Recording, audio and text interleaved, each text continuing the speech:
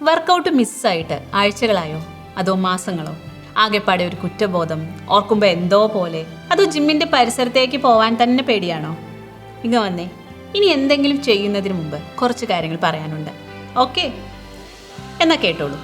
Workout ട്രാക്കിൽ നിന്ന് പുറത്തു പോകുന്നത് നമ്മൾ വീക്കായതുകൊണ്ടൊന്നുമല്ല.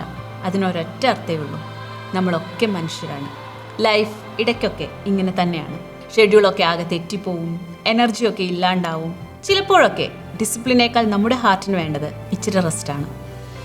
ഇനി ഒരു രഹസ്യം പറയട്ടെ, എത്രയൊക്കെ ബ്രേക്ക് വന്നാലും നമ്മുടെ ബോഡി ആ വർക്കൗട്ടൊന്നും അങ്ങനെ മറക്കില്ല.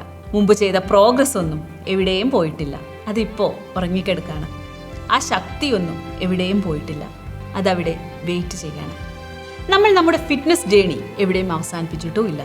തൽക്കാലം അതവിടെ പോസ് ചെയ്തു വെച്ചേ ഉള്ളൂ. ഈ പോസ് എന്ന് പറയുന്നത് ഒരിക്കലും ഒരു ഫെയിലിയർ അല്ല. നമുക്ക് കാര്യങ്ങൾ റീസ്റ്റാർട്ട് ചെയ്യാനുള്ള ഒരു പോയിന്റ്, അത്രയേ ഉള്ളൂ. പതുക്കെ തുടങ്ങിയാൽ മതി.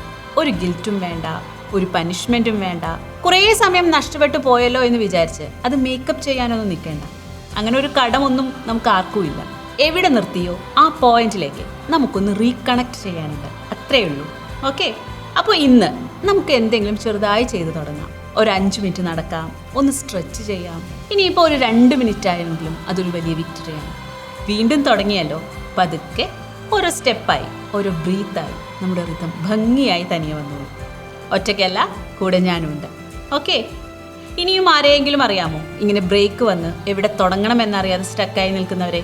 അവർക്ക് ഈ വീഡിയോ ഷെയർ ചെയ്ത് കൊടുക്കൂ. ചിലപ്പോൾ ഈ ഒരു കുഞ്ഞു പുഷ് മതിയാവും അവരെ വീണ്ടും ട്രാക്കിൽ കയറ്റാൻ.